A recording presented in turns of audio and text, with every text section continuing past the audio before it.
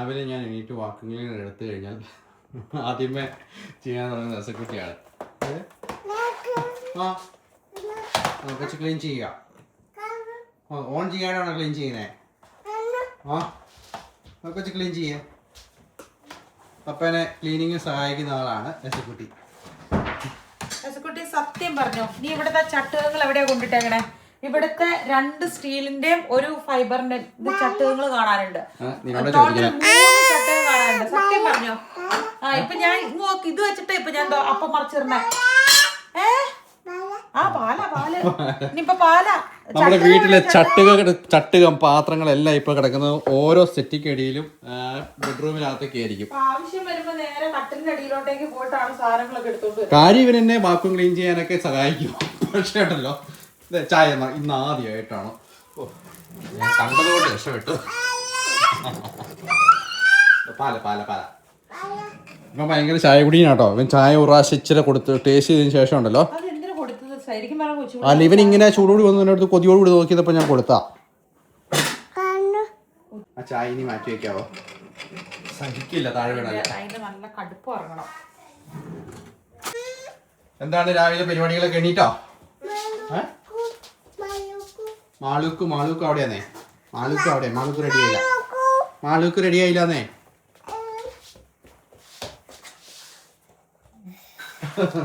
അപ്പൊ ചൂടാണ്. എന്നാ ആ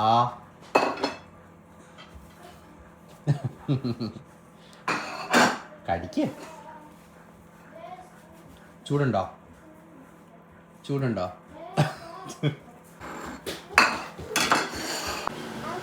അപ്പം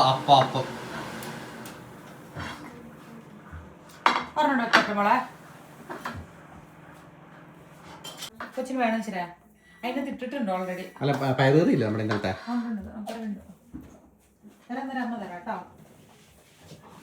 ഒന്ന് ജ്യൂസ് മേടിക്കാൻ കൂട്ടുകാരോട് പോവാണെന്നാ പിക്നിക്കിനാ. നീ 2 യൂറോ കൊടുക്കും. എന്നിട്ട് കോ മാർക്കറ്റില് അപ്പം എടുത്ത് കഴിച്ചത് ഒരു പാക്കറ്റ് ഉണ്ട്. 3 മാത്രം അതിന് 1 യൂറോ എന്തൊക്കെയോ സെന്റാ. ജോണിക്കുട്ടി അപ്പം എടുത്ത് കഴിക്കുക. കറി എടുത്തിട്ട് അവൻ കഴിച്ചില്ലല്ലോ. ഞാനേ ആ പാലെടുത്ത് ആ അതെടുത്ത് വെച്ചിട്ടേക്കല്ല വഴക്ക് പറഞ്ഞപ്പോഴേക്കും അവൻ കരഞ്ഞോ. അവന് കറി കൂട്ടി കഴിക്കാൻ ഇച്ചിരി ഇഷ്ടം തോന്നുന്നു കേട്ടോ. ഇത് വേണോ? ഇച്ചിരി ഇട്ട് കൊടുത്താ മതി.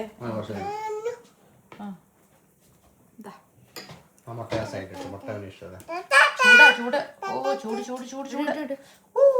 കൂമ.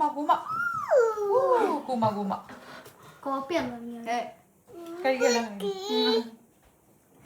അതിനകത്ത് ഒഴിക്കില്ല, പാലൊഴിക്കില്ല. ചാറുണ്ട് വെച്ചിനാ.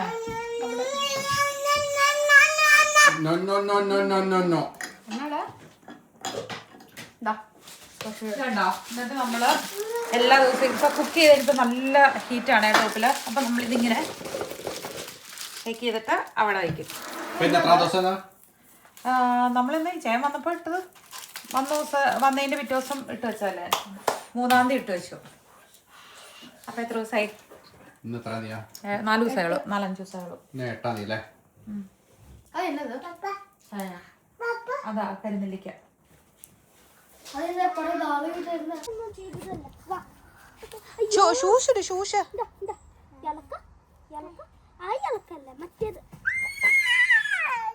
വെറുതെ കൂടെ എന്തിനാടാ ഉണ്ണിക്കുട്ടാ?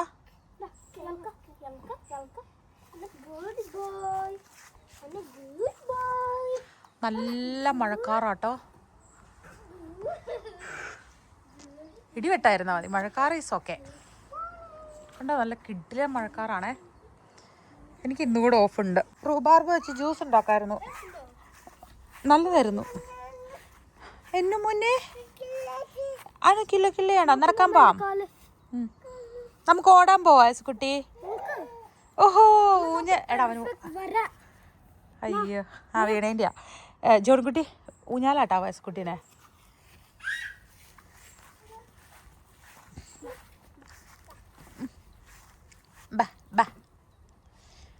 അട് കുഞ്ഞിപ്പാപ്പ ഊഞ്ഞാലാടാൻ പോവാനോ? ഓഹോ,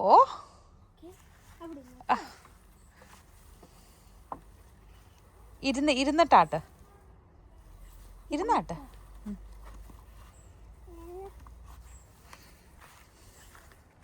അവിടെ ഇരുന്ന് നല്ലതായിട്ടിരുന്നു, മമ്മ ആട്ടിത്തരാം. ഊനൂനു വേണോ? ഊനൂനു. ഓ നോ നോ, വേണ്ടാന്ന്. ആ, കല്ല്. നമുക്കൊരു ഓർക്കുന്നുണ്ട് ജോൺകുട്ടി, ഇവിടെ ഒരു റെഡ് വൈൻബെറിയുടെ പ്ലാന്റ് ഉണ്ടായിരുന്നു ഇതിൻ്റെ അകത്ത്. പക്ഷേ ഈ മരം ഭയങ്കര തിക്കായിട്ട് ഇങ്ങനെ വളരാൻ തുടങ്ങിയപ്പോൾ എനിക്ക് തോന്നുന്നു മിക്കവാറും വെയിൽ കിട്ടാണ്ട് അങ്ങനെ കരിഞ്ഞു പോയതായിരിക്കും അത്. നോക്ക്, നമ്മുടെ മേപ്പിൾ ട്രീ നല്ല ഭംഗിയായിട്ട് ഈ സെയിം ഇത് നമ്മൾ ഏതോ ഒരു ക്ലിപ്പിനകത്ത് കാണിച്ചിട്ടുണ്ടായിരുന്നു. ഇല വരുന്നതിന് മുമ്പ് ഇങ്ങനെ മുട്ടായിട്ട് നിൽക്കുന്നത്. ഇപ്പം അതേ നിറച്ച് ബുഷിയായിട്ട് നിൽപ്പുണ്ടേ. എന്തോ അറിയത്തില്ല മോനെ. നല്ല കറിത്തവള നാട്ടിൽ പിടിച്ചാൽ പൊരിച്ചു തിന്നൂന്നറിയാം. കറിത്തവള പിടിച്ചാൽ പൊരിച്ചു തിന്നൂന്നറിയാം. ചൊറുത്തവളേനെ ഡേഞ്ചറസാ. ചൊറുത്തവള അതിൻ്റെ സ്കിന്നിങ്ങനെ കാണുമ്പോൾ ചൊറു പിടിച്ച പോലെ ഇരിക്കണത് ഡേഞ്ചറസാ. ഇപ്പം എല്ലാ ദിവസവും പുറത്തിറങ്ങി കഴിഞ്ഞാൽ നമ്മളിതിലിങ്ങനെ വട്ടം കറങ്ങി നോക്കലാണ് നമ്മുടെ പരിപാടി. ആപ്പിൾ എത്രയാന്ന്. ഇവിടെ കല്ല കുഞ്ഞിച്ചേക്ക് ആണോ? ചേട്ടൻ കള്ളം പറഞ്ഞല്ലേ? ഈ പ്രാവശ്യത്തെ ആപ്പിൾ കിട്ടുമ്പോൾ നമുക്ക് ആപ്പിൾ പൈ ഉണ്ടാക്കണോ, ജാം ഉണ്ടാക്കണോ? എന്നെ ഉണ്ടാക്കണ്ടേ? എസക്കുട്ടിക്ക് എന്നാ വേണ്ടി ആപ്പിൾ കിട്ടി കഴിയുമ്പോൾ? പുള്ളി കണ്ടിട്ടില്ല, കണ്ടാ ഇപ്പോൾ ചാടി പിടിക്കാനുള്ളത് വരും. ആ, കൊച്ചിന് ആക്കിളി ഉണ്ടെന്നേ. കയറിയിരിക്കെ. ആക്കിളി കയറിയിരിക്കെ. ആക്കിളി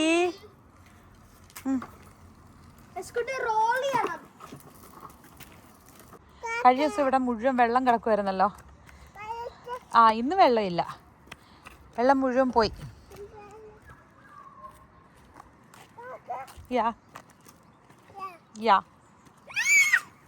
ഓ, എന്തിനാ കൂവണേ? ചോദിച്ചാ പോരെ? മമ്മ താ അങ്ങനെ വേണം പറയാൻ, അല്ല. ഓക്കെ, നമുക്ക് നടക്കാനൊരു ഇങ്ങനെ നടു റോട്ടിലൂടെ അല്ല നടക്കണ്ട, ഈ സൈഡിലൂടെ വേണം നടക്കാൻ. ഇതുണ്ടോ? ആ സൈഡിലൂടെ നടക്കാം. പിന്നെ അങ്ങനെ അരികത്തോടെ വേണം നടക്കാൻ. സൈഡിലൂടെ നടക്കാം. സൈഡിലൂടെ വേണം നടക്കാൻ.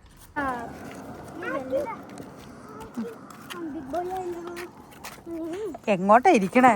മുമ്പും പുറവൊന്നും അറിയത്തില്ല. ആക്കി സൈഡിലൂടെ.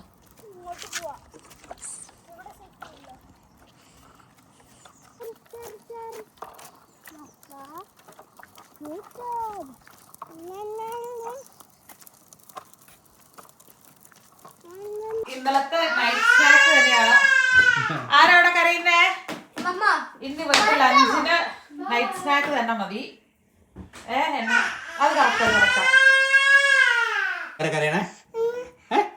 ചക്കി ചേച്ചി പോയോ? ചക്കി ചേച്ചി പോയോ? മാലി ചേച്ചിയാ? മാലി എന്തി?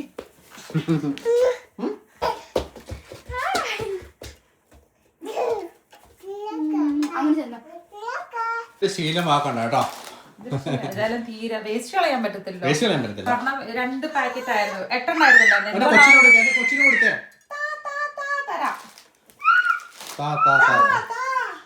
ചക്കിയെ പോയിട്ട് എപ്പോഴാ വന്നേ? 2 hours. 2 hours കഴിഞ്ഞിട്ടാ? നോക്ക്. എൻ്റെ തുണിയെല്ലാം വലിച്ചു താഴെ ചാടിച്ചിട്ടിട്ട് അതിൻ്റെ അകത്ത് കയറിയിരുന്നു. നോക്ക്.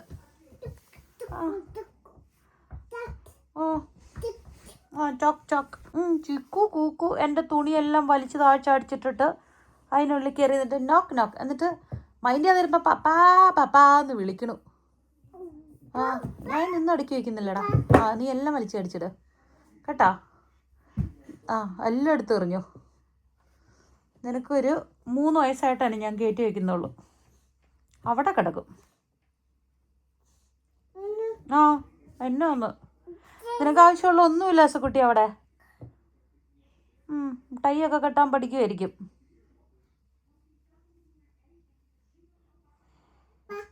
ആക്ലി ആക്ലി ആക്ലി ആക്ലി ആക്ലി അതിൻ്റെ അകത്ത് കയറിയിരുന്ന ഭയങ്കര പരിപാടി ആക്ലിക്ക്. ഞാൻ ചേട്ടനാടാ അസക്കുട്ടി ഡാൻസ് അസക്കുട്ടി ചിരിക്കുകയാണോ? മമ്മ നോക്ക് നോക്ക്.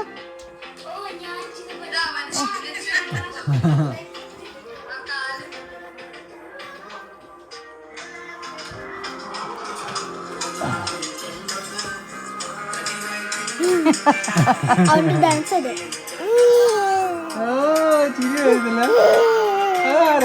അത് ഓഫ് ചെയ്ത് കളയല്ലേ. അയ്യോ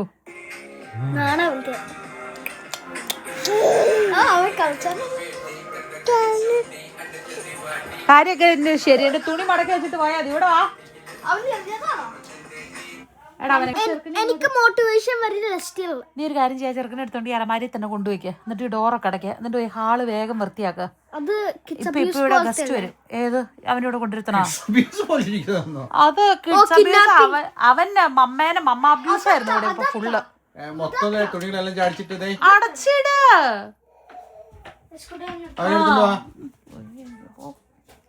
കാര്യം പറഞ്ഞു കഴിഞ്ഞാല് എന്റെ ഇവിടെ കട്ടിപ്പണി വരുമ്പോഴേക്കും എൽബ്രൂസ് കയറാൻ പാടില്ലായിരുന്നു ഇത്രയെന്ന് പറയുന്ന ആൾ അവസാനം കറങ്ങി തിരിഞ്ഞ് ഞാൻ കളിയാക്കുവാന്ന്. ഞാൻ കളിയാക്കിയിട്ടൊന്നുമില്ല കേട്ടോ. പിന്നെ നമ്മുടെ വീഡിയോ കുറച്ചു പേരൊക്കെ ചോദിച്ചായിരുന്നല്ലോ, എക്സ്പീരിയൻസ് ഷെയർ ചെയ്യാൻ പറഞ്ഞായിരുന്നല്ലോ. ആക്ച്വലി ഒരു വീഡിയോയും കൂടെ ചെയ്യേണ്ടതായിരുന്നു. പിന്നെ ആൾക്കാർ ഇതിലൊന്നും അത്ര ഇൻട്രസ്റ്റ് ഉള്ള ആൾക്കാർ കുറവാണ്. എങ്കിൽ പോലും ഇതിൻ്റെ എക്സ്പീരിയൻസ് കുറേ പേര് ചോദിച്ചിട്ടുണ്ടായിരുന്നു. ശരിക്കും ഒരു മൗണ്ടൈനറിങ് കോഴ്സ് അറ്റൻഡ് ചെയ്തതിന് ശേഷം മാത്രമാണ് ഈ ഒരു മൗണ്ട് എൽബ്രസ് നമ്മൾ സബ്മിറ്റ് ചെയ്യാൻ പോകാവുള്ളൂ. കാരണം എന്താണെന്ന് വെച്ച് കഴിഞ്ഞാൽ ഇത് ഏറെക്കുറെ മൗണ്ട് എവറസ്റ്റിൻ്റെ നമ്മൾ പോകുന്ന പോലെ തന്നെ കുറേ കാര്യങ്ങൾ നമ്മൾ അറിഞ്ഞിരിക്കണം. മെയിനായിട്ടെന്ന് വെച്ച് കഴിഞ്ഞാൽ നല്ല തണുപ്പാണ്, അതുപോലെ തന്നെ നിറച്ച് സ്നോയാണ്, ഡയറക്റ്റ് ഹില്ലാണ്, നമ്മൾ മുകളിലേക്ക് ഹൈക്ക് ചെയ്യുകയാണ് ചെയ്യേണ്ടത്. അപ്പം എൻ്റെ ഒരു എക്സ്പീരിയൻസ് വെച്ച് കഴിഞ്ഞാൽ ഹൈക്ക് ചെയ്ത് കുറച്ച് പരിചയമുണ്ട്. എങ്ങനെയോ ഒരു സുപ്രഭാതത്തിൽ ഞാൻ ഈ മൗണ്ട് എവറസ്റ്റ് സബ്മിറ്റ് ചെയ്യുന്നവർ ഒത്തിരി വീഡിയോസ് കാണും. അങ്ങനെയാണ് ഈ എൽബ്രസിൻ്റെ ഒരു വീഡിയോ വരുന്നത്. അപ്പം ഞാൻ അതിനെക്കുറിച്ച് ഇങ്ങനെ കുറച്ച് സെർച്ച് ചെയ്ത സമയത്ത് ഇങ്ങനെ ഒരു ഓപ്ഷൻ പോകാൻ വേണ്ടി കണ്ടു. അങ്ങനെ ഞാൻ എടുത്തിയാടി പോയി. പക്ഷേ പോകുന്നതിന് മുമ്പായിട്ട് കുറച്ച് പ്രാക്ടീസൊക്കെ ചെയ്യണമെന്ന് എനിക്ക് മനസ്സിലായി. അങ്ങനെ ഞാൻ 2.5 മാസം നന്നായിട്ട് കാർഡിയോ ചെയ്തു, വർക്കൗട്ട് ചെയ്തു. അത്യാവശ്യം നമ്മൾ ബോഡി ഫിറ്റ് ആവുന്ന പോലെയൊക്കെ ആയിട്ടാണ് നമ്മൾ മൗണ്ട് എൽബ്രസിൽ പോയത്. പക്ഷേ പോയി കഴിഞ്ഞപ്പോൾ നമ്മൾ മനസ്സിലാക്കിയ കുറേ കാര്യങ്ങളുണ്ട്. ഞാനിങ്ങനെ പ്രാക്ടീസ് ചെയ്തു, അതെനിക്ക് ഓക്കെ ആയിരുന്നു. എന്നെ സംബന്ധിച്ച് നമ്മളിവിടെ ഫിൻലൻഡിൽ വിൻ്ററിൽ താമസിക്കുന്നതാണ്, അതുകൊണ്ട് തണുപ്പ് എനിക്ക് എന്നെ സംബന്ധിച്ച് ഇത് പ്രശ്നമല്ല. അപ്പോൾ ആ ആത്മവിശ്വാസമാണ് എനിക്ക് അവിടെ പോയി സബ്മിറ്റ് ചെയ്യാൻ പറ്റുന്നുള്ളത്. പക്ഷേ പ്രാക്ടീസ് ചെയ്തപ്പോൾ എനിക്ക് കുഴപ്പമില്ലായിരുന്നു. നമ്മൾ രാത്രി 11 മണി കഴിഞ്ഞപ്പോൾ തൊട്ടാണ് സബ്മിറ്റ് ചെയ്യാൻ വേണ്ടിയിട്ടുള്ള യാത്ര ആരംഭിക്കുന്നത്. തലേദിവസം നമുക്ക് അധികം ഉറങ്ങാൻ പറ്റത്തില്ല. പെട്ടെന്നൊരു സുപ്രഭാതത്തിൽ നമ്മൾ പോയി ബേസ് ക്യാമ്പിൽ പോയി കഴിയുമ്പോഴേക്കും നമുക്ക് അവിടുത്തെ വെതറും കൊണ്ട് നമുക്ക് ഉറങ്ങാനൊന്നും പറ്റിയില്ലായിരുന്നു. അപ്പോൾ 11 മണിക്ക് യാത്ര ആരംഭിച്ചു. ഓൾമോസ്റ്റ് ഒരു 3:30 വരെ ആയിക്കഴിഞ്ഞപ്പോഴേക്കും ഫസ്റ്റ് ബ്രേക്ക് എടുക്കുന്നത് 3:30ക്കാണ്. ഒന്ന് ജസ്റ്റ് ഒരു 5 മിനിറ്റ് ഇരിക്കുന്നത്. അന്നത്തേക്ക് എനിക്ക് പറ്റുന്നില്ല. അപ്പം എൻ്റെ മനസ്സ് പറഞ്ഞു നമുക്ക് നിർത്തി പോയേക്കാമെന്ന് മനസ്സ് വിചാരിച്ചു. അത് കഴിഞ്ഞിട്ട് ഞാൻ ഇങ്ങനെ ആലോചിച്ച് കഴിഞ്ഞപ്പോഴാണ് ഞാൻ എന്തിനാണ് ഇവിടെ വന്നത്, ഞാനിത് സബ്മിറ്റ് ചെയ്യാണ്ട് പോയി കഴിഞ്ഞാൽ ആദ്യമേ തന്നെ ചെക്ക് പറയും നിങ്ങൾ എന്തിനാ പോയ മനുഷ്യന്ന് ചോദിക്കും. കാരണം വെച്ചാൽ അവിടുത്തെ ഭീകരതയൊന്നും ഇത് അറിയുന്നില്ലല്ലോ. അപ്പോൾ എൻ്റെ ഉള്ളിൽ തോന്നി എനിക്ക് എന്തായാലും സബ്മിറ്റ് ചെയ്യണം. ഞാൻ അങ്ങനെയല്ലേ ചിക്കു ഒന്നും പറഞ്ഞു, ചിക്കു സപ്പോർട്ടായിരുന്നു. പക്ഷേ എൻ്റെ മനസ്സിൽ പറയുകയാണ് അപ്പോൾ ചോദിക്കും നമ്മൾ ഇത്ര റിസ്ക് എടുത്ത് ഇത്രയും റഷ്യയിലൊക്കെ പോയിട്ട് അതിനെ ഇച്ചായ സബ്മിറ്റ് ചിക്കു ഞാൻ പറഞ്ഞ കേൾക്ക്. ഞാൻ എന്നെ പറയാൻ അനുവദിക്കും സുഹൃത്തെ, എന്നെ പറയാൻ അനുവദിക്കും. ഞാനാണ് പോയത് നിങ്ങളാണോ പോയത്? ഞാൻ പറഞ്ഞ ഈഗോ എന്നല്ല പറഞ്ഞത്. ഞാൻ എന്നോട് തന്നെ ചോദിക്കുവാണ് ഞാൻ എന്തിനാണ് അവിടെ പോയത്. അപ്പം എന്നോട് ചോദിച്ചു കഴിയുമ്പോൾ എനിക്ക് എന്തായാലും സബ്മിറ്റ് ചെയ്യണമെന്ന് തോന്നി. പക്ഷേ ഞാൻ ചെയ്തൊരു മണ്ടത്തരമാണ്. കാരണം എൻ്റെ മനസ്സിൽ എനിക്ക് ചെയ്യാൻ പറ്റത്തില്ല എന്ന് തോന്നിക്കഴിഞ്ഞാൽ മൗണ്ടൈനറിങ്ങിൻ്റെ പ്രത്യേകത വെച്ച് കഴിഞ്ഞാൽ നമ്മൾ അവിടെ വെച്ച് സ്റ്റോപ്പ് ചെയ്യണം. നമ്മളെ ആരും പുഷ് ചെയ്തിട്ട് നമ്മൾ പോകരുത്. കാരണം ഞാനവിടെ പോയി കഴിഞ്ഞപ്പോഴാണ് മനസ്സിലാക്കുന്നത് ഈ മൗണ്ട് എവറസ്റ്റിലൊക്കെ പോയി കഴിഞ്ഞാൽ ആൾക്കാർ മരിച്ചു പോകുന്നതിൻ്റെ സാഹചര്യത്തെക്കുറിച്ചൊക്കെ ഞാൻ ചിന്തിച്ചത്. നേരത്തെ എനിക്ക് ആ വീഡിയോ കാണുമ്പം അത്രയും ഒരു ഇത് സീരിയസ്നെസ് തോന്നിയിട്ടില്ലായിരുന്നു. ആകെ എനിക്ക് മനസ്സിലായ ഒരു കാര്യം എന്താണെന്ന് വെച്ച് കഴിഞ്ഞാൽ ഈ തണുപ്പ് രാജ്യത്ത് ഇത്രയും വർഷം ജീവിച്ച പരിചയത്തിൽ നിന്ന് പ്രത്യേകിച്ച് നിങ്ങൾ ആ കയറി കൊണ്ടുപോകുന്ന ബാക്ക് പാക്കും കൊണ്ടാണ് പോകുന്നത്. പരസ്പരം അങ്ങോട്ടും ഇങ്ങോട്ടും ഹെൽപ്പ് ചെയ്യാൻ പറ്റത്തില്ല. ഇൻ കേസ് ഒറ്റ പേർ കൊണ്ട് പോകുന്ന ആൾ കറക്റ്റായിട്ട് ആ ഗ്ലൗസ് ഫിക്സ് ചെയ്തില്ലെങ്കിൽ ആ കയറ്റം കയറുമ്പോൾ താഴേക്ക് ചാടിപ്പോണ ഒരു അവസ്ഥ. അതായത് നമ്മുടെ 10 പേരാണ് പോയത്. 10 പേരിൽ നമുക്ക് 10 പേരിൽ 8 പേരാണ് സബ്മിറ്റ് ചെയ്തത്. ആദ്യമേ തന്നെ നമ്മൾ കയറാൻ തുടങ്ങിയ ഒരു മണിക്കൂറിനുള്ളിൽ സംഭവിച്ചത് എന്താണെന്ന് വെച്ച് കഴിഞ്ഞാൽ ഒരാളുടെ കയ്യിൽ ഗ്ലൗസ് ചാടിപ്പോയി. ആ ഗ്ലൗസ് പോയത് കിലോമീറ്റർ കണക്കിന് സ്പീഡിലാണ് പോയേക്കുന്നത്. കാരണം അത്രയും കാറ്റാണ്, കുത്തനെയുള്ള കയറ്റമാണ്. അദ്ദേഹത്തിന് പിന്നെ കാല് വേദനെടുക്കാൻ തുടങ്ങി. അദ്ദേഹം പറഞ്ഞു എനിക്കിത് പോകാൻ പറ്റത്തില്ല. പക്ഷേ അത് നല്ല തീരുമാനമാണ്. അത് കഴിഞ്ഞ ശേഷം പെട്ടെന്ന് തന്നെ നമ്മുടെ കൂടത്തിൽ ഉണ്ടായിരുന്ന ഷെർപ്പ അദ്ദേഹത്തെ താഴെ ഇറക്കി വീട്ടിൽ കൊണ്ട് അവിടെ റൂമിൽ കൊണ്ട് എത്തിച്ചു. കാരണം ഇൻ കേസ് അദ്ദേഹം പോരാൻ വേണ്ടി കുറച്ച് ട്രൈ ചെയ്തായിരുന്നെങ്കിൽ നമ്മുടെ കൈ ഇത് ഫ്രോസൺ ബൈറ്റ് ആയതിനു ശേഷം കൈ ചിലപ്പോൾ കട്ട് ചെയ്തുള്ള തന്നെ ഒത്തിരി പ്രശ്നങ്ങളുണ്ടായേനെ. പിന്നെ ഒരാളെ സംബന്ധിച്ച് പകുതിക്ക് എത്തിക്കഴിഞ്ഞപ്പോൾ തൊട്ട് അദ്ദേഹത്തിന് കയറാൻ പറ്റുന്നില്ല, ഒട്ടും പറ്റുന്നില്ല. കുറച്ച് എക്സ്പീരിയൻസ് ഉള്ള ആളവിടെയായിരുന്നു. അപ്പം കൂടുതലുള്ള ആളൊന്ന് മോട്ടിവേഷൻ ചെയ്തു, എങ്ങനെയും സബ്മിറ്റ് ചെയ്യാൻ പറഞ്ഞു. പക്ഷേ പുള്ളി ട്രൈ ചെയ്തു. അത് കഴിഞ്ഞ ശേഷം അദ്ദേഹത്തിന് സബ്മിറ്റ് ചെയ്യാൻ പറ്റാണ്ട് അദ്ദേഹം തളർന്ന് വീണ്. അത് കഴിഞ്ഞ ശേഷം റഷ്യൻ പട്ടാളവും പിന്നെ അവിടുത്തെ ആൾക്കാരെല്ലാം കൂടെ കൂടിയിട്ടാണ് അദ്ദേഹത്തെ താഴെ അദ്ദേഹം വലിച്ചു കൊണ്ടിരുന്ന ഒരു സീനാണ്. ആക്ച്വലി 2-4 സൈഡിലും കയറൊക്കെ ഇട്ടിട്ടാണ് കൊണ്ടിരുന്നത്. പിന്നെ ആ വീഡിയോ ഇതിന്റെ താഴെ ചെയ്യാൻ പറ്റുമോ? ഞാൻ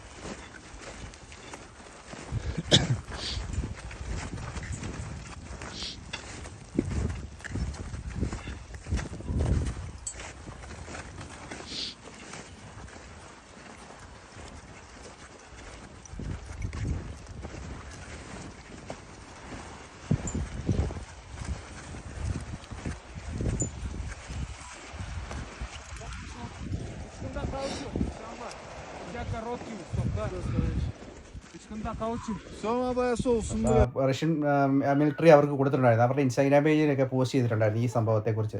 അപ്പം നമുക്ക് പറ്റത്തില്ല എന്ന് തോന്നിക്കഴിഞ്ഞാൽ അവിടെ വെച്ച് സ്റ്റോപ്പ് ചെയ്യുക. പിന്നെ എന്താണെന്ന് വെച്ച് കഴിഞ്ഞാൽ ഇതിനു വേണ്ടി നമ്മൾ നന്നായിട്ട് തയ്യാറെടുത്ത് വേണം പോകാൻ വേണ്ടിയിട്ട്. ശരിക്കും പ്രാക്ടീസ് ചെയ്യണം. ഒരു സുപ്രഭാതത്തിൽ നമുക്കൊരു എക്സ്പീരിയൻസും ഇല്ലാണ്ട് നമ്മൾ പോകരുത്. എന്നെ സംബന്ധിച്ച് ഒരു എക്സ്പീരിയൻസ് എന്ന് പറഞ്ഞാൽ തണുപ്പ് രാജ്യത്ത് ജീവിച്ചും സ്നോയിലൂടെ നടന്നും പരിചയമുണ്ട്. പക്ഷെ അതൊന്നും പോരാ. നമ്മൾ ഡയറക്റ്റ് കുത്തനെ സ്നോ മാത്രം ഉള്ളിടത്തോടെ നമ്മളിങ്ങനെ നമ്മുടെ ഈ ഐസ് ക്രാംസ് ഒക്കെ ഉപയോഗിച്ചും ഐസാക്സ് ഉപയോഗിച്ചും സ്റ്റിക്ക് ഉപയോഗിച്ചാണ് നമ്മൾ കയറുന്നത്. അപ്പം നമ്മൾ ഈ ഇത്രയും പോരുന്ന വഴിക്ക് നമുക്ക് ഭയങ്കരമായിട്ട് ഉറക്കം വരും. ഈ ടോപ്പിലേക്ക് ചെല്ലുന്തോറും നമുക്കെന്ന് വെച്ച് കഴിഞ്ഞാൽ നല്ല ബ്രീത്തിൻ്റെ പ്രശ്നം ഉണ്ടാവും. ഒരു സ്റ്റെപ്പ് എടുക്കുമ്പോൾ തന്നെ നമ്മൾ മടുത്തു പോവാണ്, നമ്മളൊന്ന് ഭയങ്കരമായിട്ട് അണയ്ക്കുവാണ് ചെയ്യുന്നത്. അപ്പം നമുക്ക് നിൽക്കാനും പറ്റത്തില്ല. കാരണം തൊട്ട് കുറേ ആളുകൾ വരുന്നുണ്ട്. ഓരോ സ്റ്റെപ്പും പതുക്കെ പതുക്കെ പതുക്കെ പതുക്കെ വെച്ച് കഴിഞ്ഞാൽ കണ്ടിന്യൂസ് എനിക്ക് തോന്നുന്നു ഫസ്റ്റ് ബ്രേക്ക് എടുത്ത് ഏറെക്കുറെ ഒരു 4 മണിയൊക്കെ ആയി തോന്നുന്നു. 11 മണിക്ക് നമ്മൾ ആരംഭിച്ച യാത്ര ഫസ്റ്റ് ബ്രേക്ക് എടുക്കുന്നത് 4 മണി 4:30 ആ സമയത്താണ്, വെട്ടമൊക്കെ വെച്ച് വരുന്ന സമയത്താണ്. അത് കഴിഞ്ഞിട്ട് നമുക്ക് കയറാൻ പറ്റാണ്ട് വരുന്നു. പിന്നെ നമ്മൾ ഒത്തിരി ഹൈറ്റിലേക്ക് നോക്കാണ്ടിരിക്കുക എന്നുള്ളതാണ് പിന്നീട് ഒരു ഓപ്ഷൻ. പിന്നെ ഞാൻ നോക്കി കഴിഞ്ഞാൽ കറക്റ്റ് ഒരു സ്റ്റെപ്പിൽ നിന്ന് ഒരു സ്റ്റെപ്പിലേക്ക് മാത്രം നോക്കിപ്പോയി. അങ്ങനെ കുറേ ഹാർഡ് വർക്ക് ചെയ്ത് എത്തി. എല്ലാവർക്കും സാധിക്കും, പക്ഷേ നന്നായിട്ട് നല്ല ട്രെയിൻ ചെയ്യണം. പിന്നെ നമുക്ക് ആവശ്യമുണ്ടോന്ന് ചിന്തിക്കുകയും വേണം. പിന്നെ ഇത് ഇൻട്രസ്റ്റ് ആണ്, അല്ലാണ്ട് ചുമ്മാ ഒരു എന്തെങ്കിലും കാര്യത്തിന് വേണ്ടിയിട്ട് അങ്ങ് ഇറങ്ങി തിരിച്ചിട്ട് പറ്റില്ല. അത്രമേൽ ഇൻട്രസ്റ്റ് ഉണ്ടെങ്കിൽ മാത്രം ഇറങ്ങി തിരിക്കുക. പിന്നെ ഇത് കഴിഞ്ഞാൽ വേണമെങ്കിൽ നമുക്ക് ഇത് ഹിമാലയം വേണമെന്നുണ്ടെങ്കിൽ സബ്മിറ്റ് ചെയ്യാൻ വേണ്ടിയിട്ട് പറ്റും. ഇതിനകത്ത് നല്ലൊരു എക്സ്പീരിയൻസ് ആയി കഴിഞ്ഞാൽ പറ്റും. എനിക്കിപ്പോൾ ഒരു വിശ്വാസമുണ്ട്, മൗണ്ട് എവറസ്റ്റ് വേണമെന്നുണ്ടെങ്കിൽ എന്നെക്കൊണ്ട് സാധിക്കും. ഒരു ആത്മവിശ്വാസമാണ്. പക്ഷേ ഞാൻ ട്രൈ ചെയ്യുന്നില്ല. കാരണം വേറെ ഒന്നുമില്ല, 75 ലക്ഷം രൂപ മുടക്കി ഞാൻ സബ്മിറ്റ് ചെയ്തത് കൊണ്ട് എൻ്റെ സാറ്റിസ്ഫാക്ഷൻ മാത്രമേ ഉള്ളൂ. എൻ്റെ കൂട്ടത്തിൽ എൻ്റെ 4 മക്കളെ എൻ്റെ ഭാര്യയുണ്ട്. ആ 75 ലക്ഷം രൂപ ഞാൻ അങ്ങനെ നശിപ്പിച്ച് കളയുന്നതിൽ കാര്യമില്ല. എന്നെ കളിയാക്കരുത് മോനെ. ഞാൻ ഭയങ്കരമായിട്ട് എനിക്ക് ആണോ ഞാൻ കയറും. അപ്പോൾ അങ്ങനെയാണ് ഒരു എക്സ്പീരിയൻസ് ആണ്. പക്ഷേ ഒരു വല്ലാത്തൊരു എക്സ്പീരിയൻസ് ആണ്. നമ്മൾ ഒത്തിരി കാര്യങ്ങൾ ലേൺ ചെയ്യും. നമ്മളൊരു സാധാരണ ഒരു മൗണ്ടെയിൻ കണ്ടു കഴിയുമ്പോൾ നമ്മൾ എന്നെ വിചാരിക്കുന്നത് പ്രത്യേകിച്ച് നമ്മൾ ഭയങ്കര നിസ്സാരമായിട്ട് കാണും. പക്ഷേ അതിൻ്റെ ആ മുകളിൽ എത്തിക്കഴിയുമ്പോഴേക്കും പല രീതിയിലുള്ള പ്രതിസന്ധികളോടല്ല നമ്മൾ എത്തുന്നത്. അപ്പം നമ്മൾ ഒന്നുമല്ല, മനുഷ്യൻ പറയുന്നത് നമ്മളൊന്നും അല്ല. നമുക്ക് കുറേ എളിമയുണ്ടാവും, സഹനമുണ്ടാവും, എന്തെല്ലാം കാര്യങ്ങളാണ്. പക്ഷെ നമ്മളൊരു മൗണ്ടെയിൻ ആ എൽബ്രസ് കയറി കഴിയുമ്പോഴേക്കും ആദ്യം ഞാൻ വിചാരിച്ചു ടോപ്പിലെത്താൻ രക്ഷപ്പെട്ടു, ഞാൻ സക്സസ് ആയി എന്നുള്ളതാണ്. പക്ഷേ അതല്ല, താഴെ വരെ ഇറങ്ങി വരുന്നോടം വരെ നമുക്ക് റിസ്ക്കാണ്. കാരണം ഒരു കാല് തെറ്റിപ്പോയി കഴിഞ്ഞാൽ നേരെ താഴത്തേക്കാണ് പോകുന്നത്. എന്തായാലും ഒരു കുഴപ്പമില്ലാണ്ട് ദൈവം അനുഗ്രഹിച്ച് ഞങ്ങളുടെ ഗ്രൂപ്പിലുള്ള എല്ലാവരും സേഫായിട്ട് തിരിച്ചെത്തിയതുള്ളതാണ്.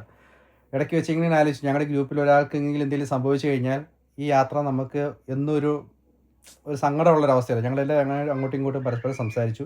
എല്ലാവരും പുറത്തുള്ളവരായിരുന്നു. ഒരാൾ മാത്രം ഉണ്ടായിരുന്നുള്ളൂ കേട്ടോ, നാട്ടിൽ നിന്നുള്ള ആൾ. ബാക്കി എല്ലാവരും UK നിന്നും പിന്നെ UAE, ഒമാൻ, എല്ലാവരും നല്ല പ്രൊഫഷണൽ ജോലി ചെയ്യുന്ന ആൾക്കാരല്ല. ആക്ച്വലി ഞങ്ങളുടെ കയ്യിൽ ഫസ്റ്റ് എയ്ഡ് കിറ്റ് ഒന്നുമില്ല. ഞങ്ങൾ കുറേ ഷെർപ്പേഡ ഉണ്ടായിരുന്നോ ഇല്ലയോ എന്നുള്ളതിനെ കുറിച്ച് അറിയത്തില്ല. നമുക്ക് ഫസ്റ്റ് എയ്ഡ് കിറ്റ് കൊണ്ട് പ്രത്യേകിച്ച് ഗുണമൊന്നും ഉണ്ടോയെന്ന് എനിക്ക് തോന്നുന്നില്ല. അതായത് എൻ്റെ കൂടത്തെ ഉള്ള ഒരാൾക്ക് എക്സാമ്പിൾ പറയാം. എൻ്റെ കൂടത്തെ ഉള്ള ഒരാളുടെ ഒരു സാധനം ഒരു പാൻറ്റ് കയറ്റിയിടണം, പക്ഷെ നമുക്കത് പറ്റത്തില്ല. നമുക്ക് അയാളെ ഹെൽപ്പ് ചെയ്യാൻ പറ്റത്തില്ല. കാരണം നമുക്ക് നമ്മുടെ തന്നെ ചെയ്യാൻ എക്സ്പീരിയൻസ് കുറവാണ്. അപ്പോൾ വേറെ ആളെ ഹെൽപ്പ് ചെയ്യാൻ പോയി കഴിഞ്ഞാൽ നമുക്ക് മുന്നോട്ട് പോകാൻ പറ്റത്തില്ല, നമ്മൾ കൂടുതൽ തണുക്കും. അപ്പോൾ അതുകൊണ്ട് സ്വന്തം കാര്യം മാത്രമാണ് ഇത്രയും ഭയങ്കരമായിട്ടുള്ള മൗണ്ടൈനുകളൊക്കെ കയറാൻ നേരത്ത് നോക്കാൻ പറ്റത്തുള്ളൂ. ആ ഒരു കാര്യം കൂടെ മനസ്സിലായി. ഞാനങ്ങനെ ആലോചിച്ച് ഹിമാലയൊക്കെ കയറി പോകുന്നവർ അവരുടെ എക്സ്പീരിയൻസ് പറഞ്ഞു കേട്ടിട്ടുണ്ടായിരുന്നല്ലോ. അതായത് അവരെക്കുറിച്ച് മാത്രമേ ചിന്തിക്കത്തുള്ളൂ, വേറെ ആൾ അവിടെ മരിച്ചു കിടന്നാൽ നോക്കാൻ പറ്റത്തില്ല. അതിന് കാരണം അത് തന്നെയാണ്. അവരെ ശ്രദ്ധിക്കാൻ പോയി കഴിഞ്ഞാൽ അവരെ മറ്റവരെ ശ്രദ്ധിക്കാൻ പോയി കഴിഞ്ഞാൽ അവരും മരിച്ചു പോകും. അങ്ങനെ കുറേ കാര്യങ്ങൾ. എന്തായാലും വല്ലാത്തൊരു എക്സ്പീരിയൻസ് ആയിരുന്നു. കൂടുതൽ സെൽഫിഷ് ആവാൻ പറ്റിയെന്നല്ല പറഞ്ഞു, നമ്മൾ നിസ്സഹായരാണെന്ന് മനസ്സിലായി. സെൽഫിഷ് അല്ല പറയും, നമ്മൾ പല കാര്യങ്ങളിൽ നിസ്സഹായരാണ് ഇങ്ങനെയുള്ള കാര്യങ്ങളൊക്കെ വരുമ്പോൾ. അത് ഇങ്ങനെ ആ എക്സ്പീരിയൻസ് എല്ലാം നമ്മൾ പെട്ടെന്ന് അങ്ങനെ അങ്ങ് പറഞ്ഞു വരത്തില്ല. നമ്മൾ ഓരോ ജീവിത സാഹചര്യങ്ങളുമായിട്ട് പോകുമ്പോഴാണ് ഈ കയറിയേക്കുന്നത് ഈ സബ്മിറ്റ് ചെയ്ത കാര്യങ്ങളിൽ നമുക്ക് ജീവിതത്തിൽ ഗുണങ്ങൾ വരുന്നത്. കാരണം ഏത് വെതറിലും ജീവിക്കാനുള്ള, ഞാൻ ആദ്യമായിട്ടാണ്, ഞാൻ ഇത്രയും വർഷം ഫിലിൻ്റെ ആയ പോലും 18 മണിക്കൂറോളം ഉറങ്ങാണ്ടിരുന്ന് സ്ട്രോങ് ആയിട്ടുള്ള വിൻ്ററിൽ വെതറിനകത്ത് ഇങ്ങനെ ഔട്ട്സൈഡ് നിൽക്കുന്നു. പക്ഷേ എനിക്കൊട്ടും തണുത്തിട്ടൊന്നുമില്ല. കാരണം വെച്ച് കഴിഞ്ഞാൽ നല്ല അടിപൊളി ഡ്രസ്സായിരുന്നു. ഞാൻ ഇവിടുന്ന് പോയപ്പം നമ്മൾ വാങ്ങിച്ചുകൊണ്ട് പോയൊന്നും പറ്റത്തില്ല എന്നുള്ളത് മനസ്സിലായി. അവിടെ ചെന്ന് കഴിഞ്ഞപ്പോഴേക്കും അവിടുത്തെ അതിന് യോജിക്കുന്ന ഏറ്റവും നല്ല ഡ്രസ്സ് നമ്മൾ വാടകയ്ക്ക് എടുത്തു. അതെല്ലാവരും അങ്ങനെ ഉണ്ടെങ്കിൽ അവർ കൊണ്ടുപോകത്തുള്ളൂ കേട്ടോ. കലിപ്പ് കുറഞ്ഞോളോ തോന്നുന്നുണ്ടോ? എനിക്ക് തോന്നുന്നില്ല. എനിക്ക് ഇച്ചിരി ദേഷ്യം കുറവുള്ള പോലെ തോന്നുന്നുണ്ട് ചുക്കു. എനിക്കറിയത്തില്ല, ഞാൻ കാണുന്നുണ്ട്, എനിക്കറിയത്തില്ല. നേരത്തെക്കാളും കുറച്ചും കൂടെ സാറിന് ഇപ്പൊ ഒരു ട്രിപ്പ് കഴിഞ്ഞാൽ കുറച്ച് ദിവസത്തേക്ക് കാമാണല്ലോ. അതിന്റെ ആണോ അതേ മല കയറി പെർമനന്റ് ആയിട്ട് വന്നതാണോ അങ്ങനെ കലിപ്പില്ലായ്മ? അല്ല, നമ്മൾ ഭയങ്കര ലൈറ്റ് ആകുമെന്ന് ഞാനിങ്ങനെ കുറെ ഇങ്ങനെ വായിച്ചു കഴിഞ്ഞപ്പോഴേക്കും നമ്മുടെ മനസ്സ് കുറെ ലൈറ്റ് ആവും. ഞാൻ വിശ്വസിക്കണോ? അല്ല, ഞാനിപ്പോ വന്നിട്ട് ഇപ്പൊ ശ്രദ്ധിച്ചു, ഞാൻ ഇപ്പൊ എത്ര ദിവസമായി? 10 ദിവസം കൂടെ ആയില്ല വന്നിട്ട്. എത്ര 8 ദിവസമോ? ഞാൻ കുറച്ച് ലൈറ്റ് ആയോ? കുറച്ചുകൂടെ കൂടുതൽ ലൈറ്റ് ആയോ? ഇന്നിപ്പോ 8 ദിവസം. സാധാരണ വന്നാൽ 2 ദിവസം കൊണ്ട് തന്നെ നമ്മള് നമ്മുടെ റിയൽ ക്യാരക്ടർ ചിലപ്പോൾ ഞടിപ്പിയൊക്കെ ഉണ്ടാവും. പക്ഷെ ഇപ്പൊ വന്നിട്ട് എത്ര സാഹചര്യങ്ങളുണ്ടായാലും നമ്മൾ ലൈറ്റ് ആയിട്ട് പോകുന്നുണ്ടല്ലോ.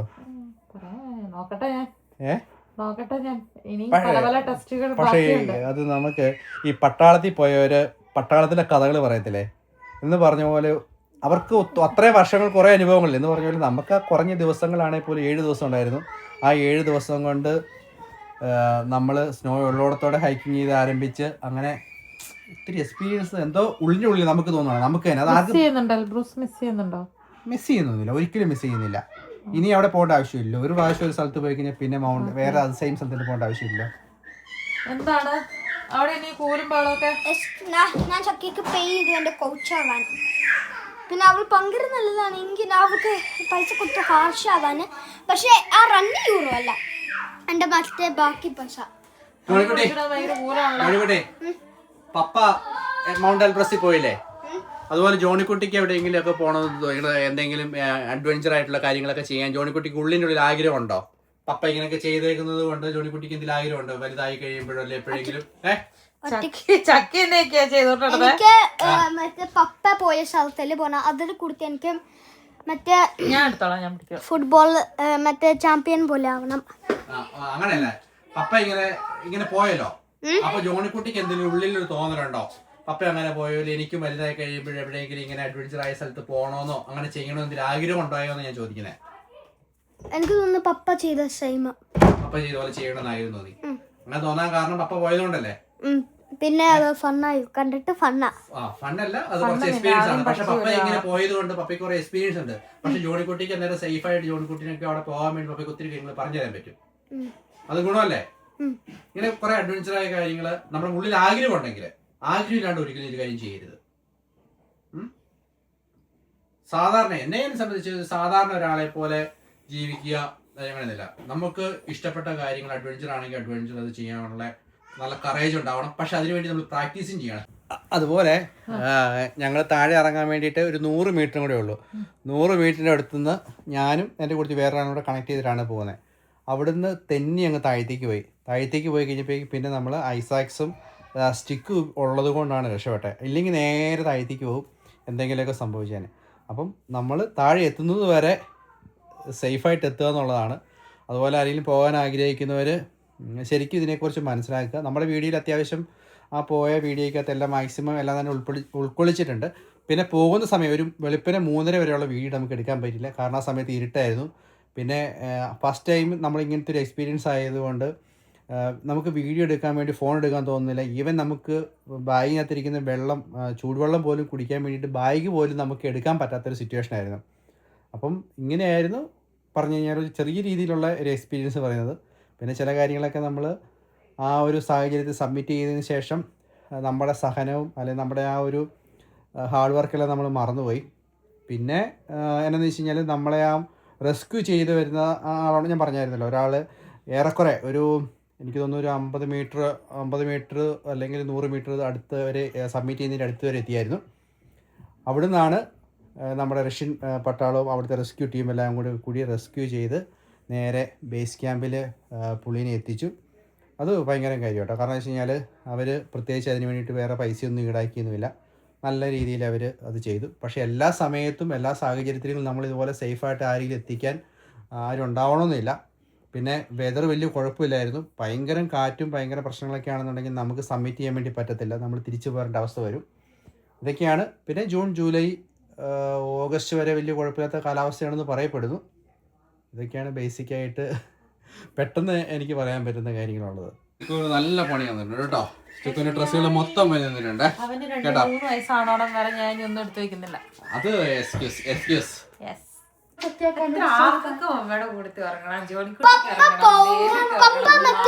പപ്പ എന്റെ റൂമിൽ പോകും ഉറങ്ങാൻ. പപ്പ നമ്മുടെ റൂമിൽ ഉറങ്ങാൻ പോകും. നമ്മൾ മമ്മിയുടെ കൂടെ ഉറങ്ങുക. അപ്പൊ ഇല്ലെങ്കിൽ അത് പറഞ്ഞു ഓൾറെഡി ആ മറ്റേ ബെഡ് കൊടുത്തോളാം. നമുക്കെല്ലാം മറ്റേ ഒരു റൂമിന്റെ ഒരു ഭിത്തിയുടെ സൈഡ് തൊട്ട് ഇങ്ങനെ ഭിത്തിയുടെ സൈഡ് വരെ നീളത്തില് ബെഡ് അടിക്കണം, സ്പേസ് ഇല്ലാണ്ട് ഫുള്ള്. എന്നിട്ട് എല്ലാരും കൂടെ സെയിം റൂമില് അല്ല കിടക്കാൻ പറ്റും. അങ്ങനെ ഒരു സൈഡ് മുഴുവൻ ബെഡ് ആക്കി കഴിഞ്ഞാൽ കിടക്കാൻ പറ്റും. അങ്ങനെയായിരുന്നു ഒരു പ്രാവശ്യം.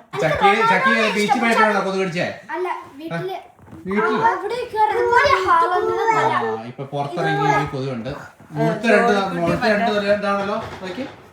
ഹാളണ്ടർ ഇല്ല, മറ്റേ നോർവേ പ്ലെയറിനെ പോലെ തല വെപ്പിക്കുക.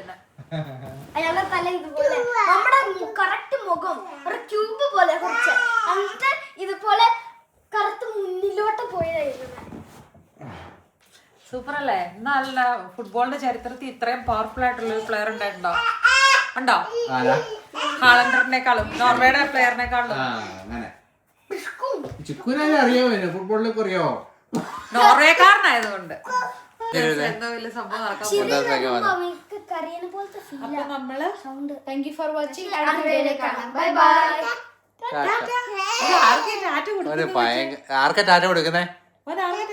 ടാറ്റ അവിടെയാണോ? Bye bye by.